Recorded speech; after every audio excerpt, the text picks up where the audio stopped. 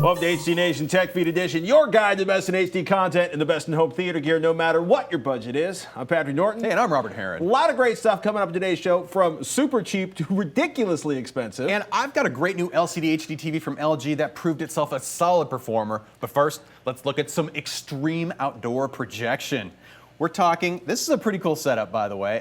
Looking at, basically, if you're familiar with the landscape of Australia and the Opera House in particular, this is being lit up with 17 projectors from about 200 meters away, basically mapping that output from multiple projectors to surfaces that are essentially anything but flat and square. Now, the work was overseen by the head of creative, Richard Lindsay, for a 14-week period, and I'm quoting from an article now. The Sydney Opera House is undoubtedly one of the world's greatest projection canvases, and it's been a real privilege for our creative team to tackle this project on their home turf.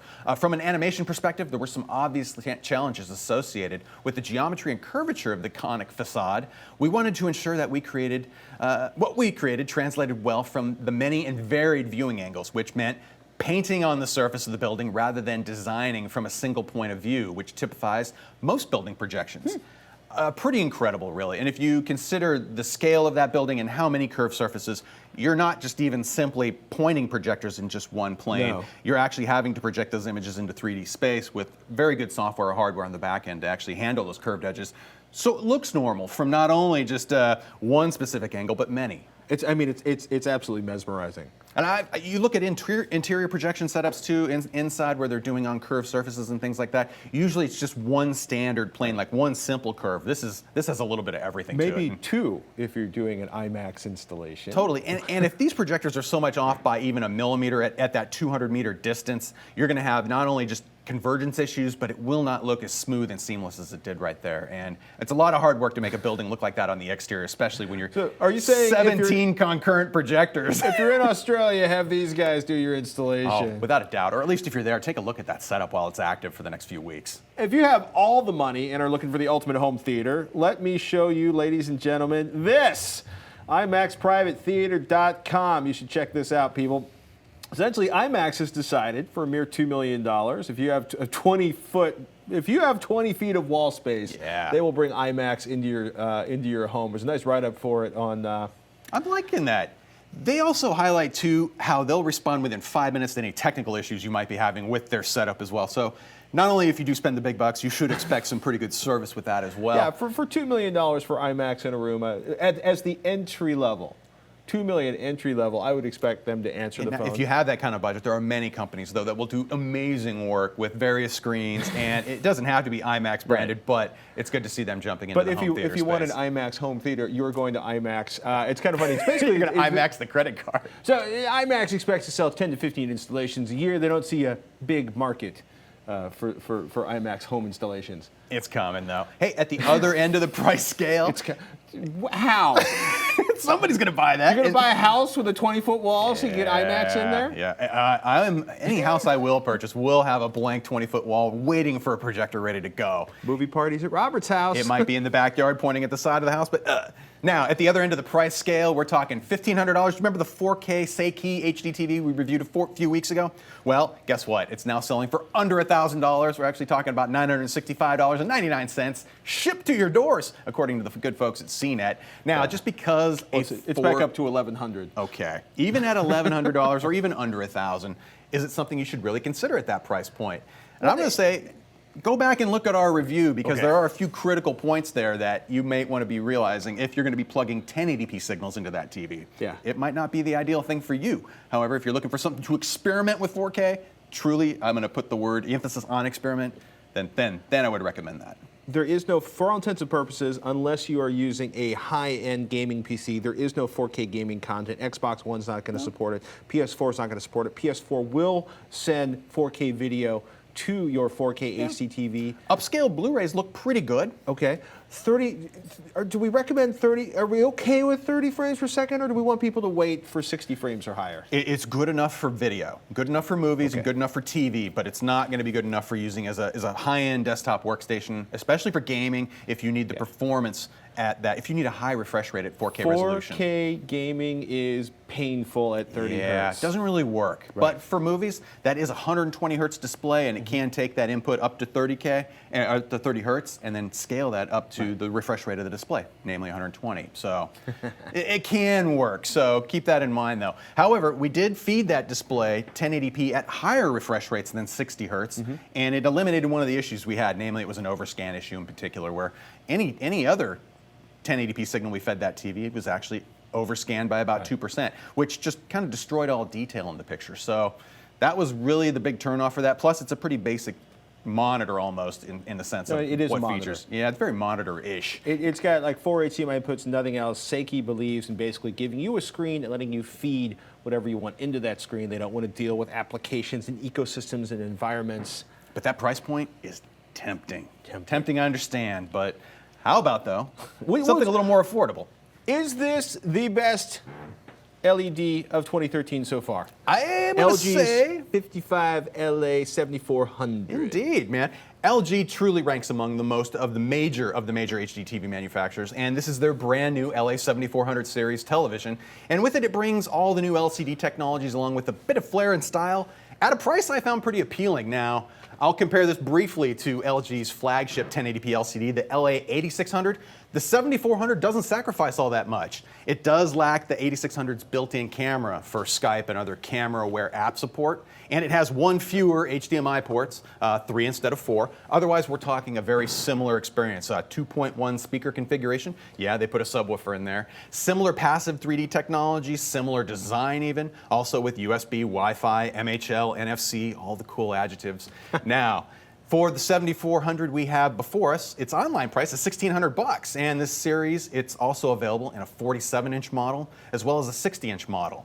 Now, this is a 1080p screen, and it features what LG calls True Motion 240. Now, what LG calls True Motion 240 is a combination of 120 hertz refresh rate plus a pulsed backlight, and in this case, it's edge-lit LED for the 7400, as you'll find most LED-lit HDTVs are nowadays. Most of them are edge-lit just to save money. I will say, though, one of my favorite things is the new Magic Remote. This is a very wii-mote-like controller that's included with the best HDTVs that LG is shipping this year. Now, not only is this operated just like pointing it wherever you like with the cursor moving on the screen, it made for fast and easy setup of the TV, and it worked really well. That remote also integrates a microphone for things like voice searching and commands with internal apps. Do you see the little microphone button on there? You can actually tap that. I think it's at the bottom. Yep. And then just say, Bing HD Nation. Yeah. This works pretty well, although we got the word ad in there. It might have been me catching the end of that. I found the voice navigation and response for app controls is actually pretty impressive and speedy. You might have noticed the little avatar that popped up in the corner for that. Now, with the cool remote, it actually made setup pretty nice as well. LG incorporates something called Picture Wizard. It's a built-in calibration tool that provides a similar setup to using something like THX's optimizer tool that's found on many DVDs and Blu-ray movies. Now, Picture Wizard actually didn't disable overscan, which is something I always tell you to do, but that feature combined with the TV's friendly guided setup was an appealing way to just get you in the ballpark with your setup. Now, pro calibrators will appreciate the 7400's built-in grayscale and color patterns. That's something I haven't really experienced before. It's nice if you don't actually have an external source device to connect to the TV for doing your calibration. And if you're like most of the world and you hate that 120 hertz effect, well, the LA 7400 provides independent controls now for film processing and video sources. So you can disable that smoothing for film while leaving the de-blur function enabled for video sources like your sports programming. That's really cool. I really like that. It's sticky. Yes, and I've seen that before in other models, like specifically Samsung was one of the first I saw to integrate separate controls for those So you're not talking about like, sticking between different HDMI inputs, but if I'm feeding ESPN to this, it will leave it on, and if I am feeding a movie on HBO, it will turn it off. Yeah, and that's cool. It works really well too. And say you didn't want to completely disable it, maybe you like a little bit of smoothing with your movies for whatever reason. It's flexible in terms of you're able to set up a custom user experience for that. However, if you're like me, you just turn that off, but you leave the deblur function on for your sports programming and other things too. Now, for you calibrators though, I found the TV Cinema Picture preset exhibited a fairly good factory grayscale calibration, as you can see in the CalMan results. And with color accuracy, check this chart out. It actually has a spread of colors that you'll encounter in regular viewing, and all of the errors were well under what they call just noticeable differences. So factory calibration is pretty good on the set, but there is always room for improvement, and the 7400 provides an extensive set of advanced picture controls for fine-tuning the image. And as you can see with the grayscale and color results afterwards, I was able to get good results beyond what it shipped with. But I did go back and forth between that cinema preset and the custom calibrated expert preset for my viewing exams. And it really did highlight how good a calibration can improve upon this TV's default picture quality, especially with natural looking content. I was looking at titles like Baraka that has lots of examples of natural light and color. That was one that really just stood out to my eye as the difference between looking at the cinema preset built into the set and something after I went through it and really fine tuned it. And the jump in picture fidelity was noticeable. I think anyone would get a kick out of that. Also, common edge lit issues you're going to find when you're lighting a TV from the edge. You're going to find that if you're looking at letterbox content in a dimly lit viewing environment, you're going to see a little glow on the corners. That's something that's almost impossible to eliminate, really, with edge lit LCDs. Now, if you really want the black bars to disappear in a dark room, go with something like a plasma. We showed you the Panasonic ST60. That's one of the most affordable, top quality plasmas out there right now at a similar price point. And 3D performance. This is a passive 3D TV that splits the 1080 lines of screen resolution to each eye using fantastic, comfortable passive glasses. Actually, 4 are included with each set. Now, lightweight is one thing I really like to point out about these glasses compared to an example of active glasses we have sitting right here. And the experience I found quite good, especially when I talk about 3D performance. I'm comparing this to some older HDTVs like my own at home. Crosstalk was really well suppressed in movies like Hugo, where there are many high contrast scenes where subtle shading can really trigger a double image effect, where you're getting content that should be directed to one eye into the other, and it really kind of plays with you. It takes you out of the moment when you're watching 3D content like that.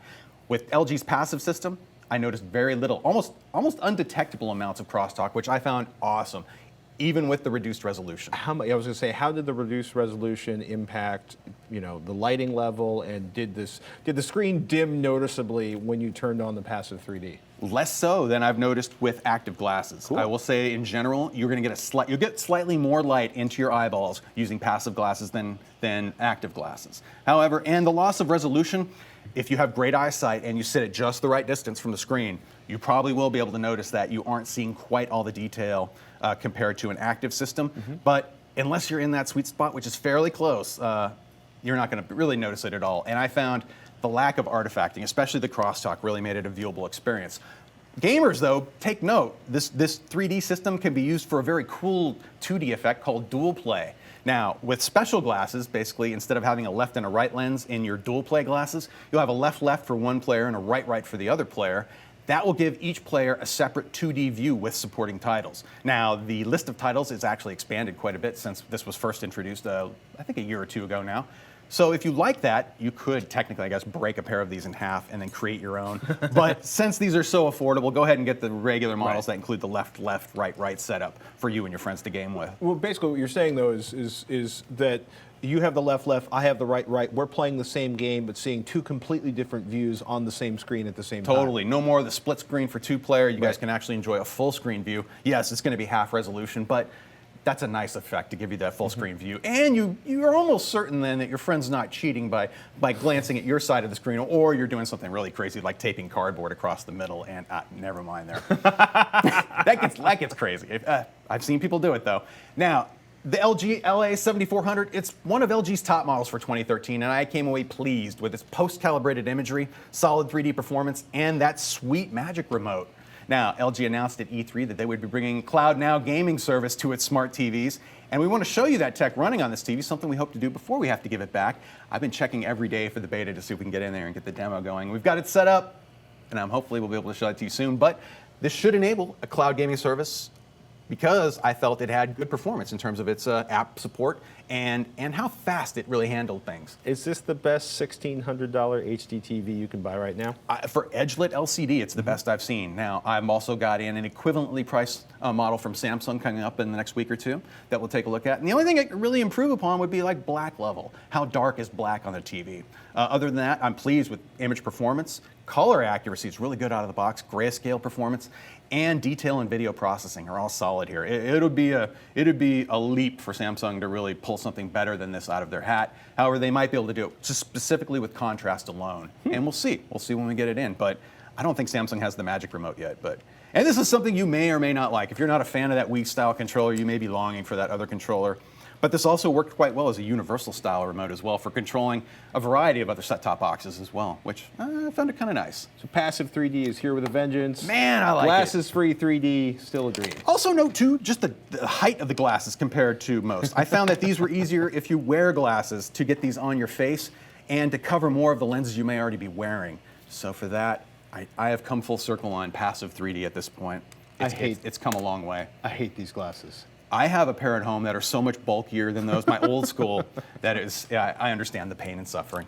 From the Home Theater 101 department, what do you do when your AVR dies? This was an interesting conversation we had on Twitter last week. Sukumar tweets, at HDNation, the Onkyo 606 AVR is driving me nuts with HDMI connectivity. No signal problems with Sony BDP S390. BDP works fine. Direct with TV. Help! I tweeted back at Suknot. Onkyo 606 fries HDMI boards. It's kind of funny. This is one of those moments where I always actually love the AVS forums, but some days I love them even more than others because they basically had they knew that they had discussed the problem. It had been kind of sorted, for lack of a better word. Basically, you want to do with almost any AVR that dies, you want to call factory service and see if there's been a recall, a known problem, and whether or not they can fix it for you. I had this happen with a client's same exact AVR, same exact issue. It turned out, even though it was out of warranty, they had either a factory issue or a recall item on that that allowed that person to get service for it for free without having to crack open the case. But if that's not an option, maybe you bought it secondhand, maybe you just have it laying around and it's just sitting there not working, there's a great alternative that you can try to make this thing working well. It's people have actually been found that basically there's an HDMI daughter board on the Onkyo 606 that dies. Guess what? And it was really funny. It's a capacitor issue. It's always the capacitor. There's a great YouTube video that walks you through replacing the capacitors on that. It's not a guaranteed fix, but if you've called tech support and they tell you you're out of luck and you feel like getting your soldering on, we got a link to that in the show notes you can check out. It's a little intense, but I watched that video. It's not so bad. It may be a lot better than buying a brand new AVR. Surface mount components for the win. Yeah. Why I don't think I've ever said that in my life.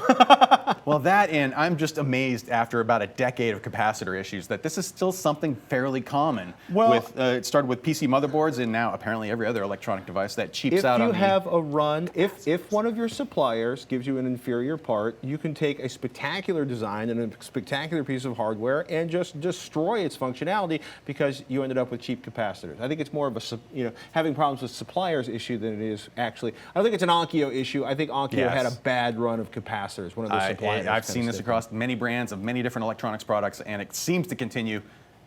Always check those capacitors first. That's what I say. Call tech support first. That's the good advice.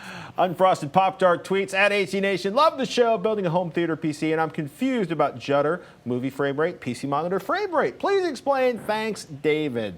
So movies, 24 frames per second. They are. Traditional analog television, 30 frames, 60 fields per 60 second. fields combined. In a sense, you can think of that as 60 frames per second, although each frame is a half, and they call it a field.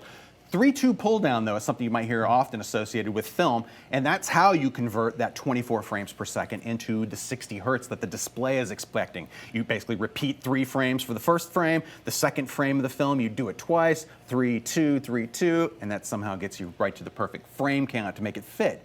Now, when you get into faster refresh rates on the newer TVs, like 96 hertz, 120 hertz, 240 hertz, well, those are nice multiples of 24, so you can do cool things. On a 240 hertz screen, you do something like 1010. You just simply repeat each of those 24 frames 10 times, and it gives you a good frame rate count that matches the display, and it preserves how the film looks. And that's really the key. You don't want to change it to make it look like a camcorder. The good news really is that your player software will handle that frame rate conversion from 24p that most of the movies are captured and encoded in to the refresh rate of the device. Now, we mentioned older TVs are 60 hertz, and you have the other refresh rates that are so common now, going up to 96, 120, 240, and beyond. So what's Judder, and how does that enter the picture? Now, Judder is that subtle stuttering effect that you'll see when in panning shots for movies. Now, one reason you never see a fast pan in movies is because the frame rate's not very high. So if you do on those epic pans, notice that there's a slight that's the Judder effect, and you want that to be smooth, and without it, film doesn't look like film. And if we start inserting interpolated frames or other forms of video processing, smoothing in particular will make that 24 frame per second film make it look like it was shot with a camcorder. Now, for my home theater PC, its Blu-ray player software will switch to 24p output automatically when it plays a movie. And the graphics card knows to accept that, and it deals with it quite nicely. From there, the TV or the video processor will then convert that into the display's native refresh rate, which is really great. Now, we mentioned too, with a TV like this LG, it actually had separate controls for blur and de-judder, and it makes it very easy then to say, you know what, when I'm playing my movies, don't do any weird processing to make it look like a camcorder, leave that off, but for my sports programming, make sure it's getting as clear of a picture as possible. So for David, AKA Unfrosted Pop-Tart, make sure your home theater PC is outputting the native format to your HDTV. Basically, find out what your HDTV wants and feed that to it. Turn off the processing and effects inside of your HDTV. In particular, also for the software, just make sure the software is not doing anything weird, like doing its own form of interpolation. It would be better just to let it output a standard 24p signal, let the TV pick it up from there, or if you're using an external AVR or video processor, let it grab from there and then do the conversion for you. The TV will know what to do if it sees a 24p signal. It is often best just to let it deal with that frame rate conversion rather than try to let the PC deal with it. That way you're ensuring that you're getting the best possible image quality out of not only the movies you have on your computer, but also if you go back to other source devices with the TV, you haven't done something weird there to affect it as well. And you can also, by the way, sometimes if you have a TV with a crappy 24 frames per second conversion mode, or doesn't do good at 3:2 pull down, you may want to let your computer do that and just feed the signal to the HDTV. And I have ran into circumstances too where a 24p mode on a TV just doesn't look that good. Maybe there's just too much strobing in the picture and it's just unacceptable to watch. It's perfectly fine to turn all that off and have it just do a standard 60 hertz output. Technically there's a little glitch there, but it's so unnoticeable. I think you're better off just enjoying the film as you can with a picture that looks right to your eye. For me personally, I like that filmic look. I want that 24p look. I want it multiplied properly on a display that can do it. And with that, you can do it fairly easy with the software setup you have. Just experiment. Totally. Got some comments on last week's show on YouTube. Billadin, I think, has been watching YouTube for years now. Wish you were all in one place. What's the deal with surround sound headphones? I'm not a gamer, but I'd like a way to watch movies and TV shows in surround sound late at night. Well, first up, we are, as of this week, revision3.com/HDNation or HDNation.tv. Type those in. You're going to end up on this page. You can watch the videos here, or you can subscribe to the RSS feed, and you will get all of the new episodes of HD Nation, the long feed. That's going to be the one show. It's going to be the big show, the long show, and it is available at revision3.com/HDNation. And of course, we're still on YouTube at TechFeed. Now, surround sound headphones, basically, there's a couple different options there. You can either get surround sound headphones that are usually with Dolby headphone. That's what I have at home. And do you feel Dolby headphone is a good approximation of the true 5.1 surround sound experience? Surprising, but I use it 99% of the time for gaming. I almost never listen to my movies with that on like that. Stereo is good enough for me. A good quality stereo. Right. But for gaming, it's pretty cool. I do appreciate it. Do you feel like, does it make it seem like things are behind you? Oh, without a doubt. Okay. If I'm using a giant pair, I think it's Plantronics over the ear. God, I forget the model number off the top of my head. But they're traditional gaming headphones, and they do incorporate the Dolby Surround effect. And I want to say it actually has independent drivers. I was going to say, because that was, in some cases, if it's a stereo headphone, you may or may not feel any kind of surround sound effect. There are headphones with multiple, or headsets with multiple drivers, which have a more dramatic feeling for surround sounds. Because a lot of times, you put on your headphones and you're like, oh my goodness, and you don't hear the guy creeping up behind you, you just hear the guy creeping around. You know what I mean? Totally. And one issue I run into as well is ensuring that the headphones stay set up right. It seems like it's easy for them to jump out of the surround mode, right, and it's always something I have to check before I put them on. It's not as reliable, in my mind at least, in terms of, oh, I'm going to sit down in front of my AVR that's decoding a surround signal and putting it out to a set of fixed 5.1 speakers. This is something where, at least on the PC side of things, I got to ensure more so that it's processing everything right and it sounds okay. TechZilla last week we talked about, Veronica actually reviewed some new headsets from Turtle Beach. They've got a really nice $100 headset. If you have the money, Astros A50 and A40 are absolutely fantastic. They are not inexpensive, but they are that's pretty much everybody at Rev3 Games that tests games for a living, if they're wearing a headset, are wearing the Astros. Good to know. So, good stuff, expensive. Richard 19 Amois writes in, hey guys, I enjoy your segments. It's been 8 months since I bought my current television, which is a Sony 40-inch 120 hertz set, and I was wondering if I should upgrade to a set that's 240 hertz or higher given the faster speed. Will it improve the picture quality on my Blu-ray movies, or will the difference be slim or unnoticeable? Thanks, and you guys rock. Thank you. I would say I would not go from 120 hertz to 240 hertz. I would go from 40 inches to 55 inches. If you got money burning a hole in your pocket, get a bigger HDTV than you think you need. Totally. and if you can swing the plasma, go with the plasma just for improved black level. That's really, the darker a TV can produce black, the more punchy colors will be, the more detail you think you will see as well. That goes beyond resolution and even, I'm not going to say screen size. Screen size is always good. More is better in that case. So two things there. If you can get a dramatic improvement in your contrast performance, I would, sure. And at least consider it. At least consider it. Right. Also, that will just help across the board with other issues as well. And we're fans of plasma also for the wide viewing angles, high-speed performance, and many other things too. But they do consume a little more power. But it's all kind of relative, really, if you add it out throughout the year. $20 a year. Yeah. But yeah, 120 hertz, 240 hertz. Nah. So if you're a parent, you've been chasing Nicktoons from Netflix to Amazon Prime Video on Demand, you might be wondering, is Netflix going to get anything kid-friendly to replace all the Viacom, Nickelodeon stuff they lost? And as a matter of fact, they are.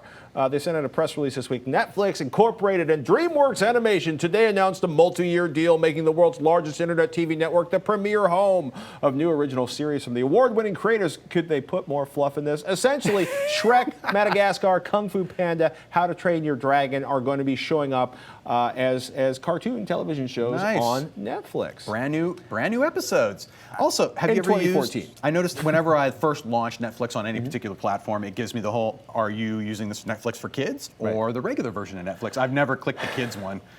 We'll talk about that on another episode. I will do my list of the things that Netflix could do to make Netflix for kids useful for parents. I'm just saying. I smell a segment coming. Yeah, but it's interesting. 2014 is when this stuff's going to start showing up. Cool. I just hope these will be as good as the original movies. I'm a big How to Train Your Dragon and Kung Fu Panda fan.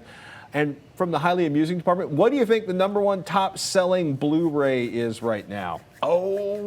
What do you think? Oh, it just came out. It hasn't. Star Trek Into Darkness 3D and Star Trek Into Darkness are #1 and #2 on the list up at Blu-ray.com. I want it. That actually made me laugh. Yeah, basically, what really is awesome about that is if you kind of dig into the pre-order for that up on Amazon.com, there is no ship date. They have no idea.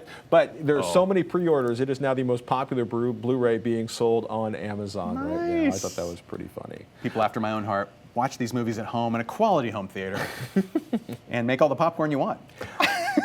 I got a Blu-ray for you, by the way. Oh, please. As you are collecting, as you're getting into classic cinema, weird week of Blu-ray releases I don't even want to touch with a stick, but one that's really cool, Safety Last, is from the Criterion Collection. Oh! Yeah. Everybody's seen this picture of this man on that clock. That was on Hugo. There was a scene in Hugo that showed that. It is really, really, wonderful really, movie, by the way. really, really amazing. Yeah, it's basically a full restoration of Safety Last. Safety Last. I just like what a great title. OSHA was here. Yeah, it's classic. It is silent cinema. It is really spectacular to realize that dude was hanging on the side of a building when they shot. Really? That. There was no green screen here. It looked awfully dangerous, but I'm just assuming he might have had like a 4 or 5 foot drop. But no. It's awesome. It was so much easier back in the day to get away with stuff like this. Well, you could still do that right now if you wanted to. But before Robert hangs out the side of the building and attempts to kill himself while hanging off of a clock face, we want to announce, if you haven't seen it, Revision 3's new network, Test Tube. It explores science, the nature of things, life, curiosity, and all-around awesome content. Check out all the new shows at testtube.com, and do us a favor, tell your friends. It's good stuff. Shiny. Little shots of awe. We need more shots of awe in our life. Yeah, we do. That's it for this episode Thrillist. of HD Nation Tech Feed Edition. Revision3.com/HDNation if you want to subscribe to the RSS feed and get it on any platform you want to watch it on, not just YouTube. And do us a favor, if you're on YouTube, subscribe to Tech Feed to get our show in your YouTube lineup and let us know what you think. That's right, please. And post any comments, questions, or suggestions right down below. And until next time, thank you for watching.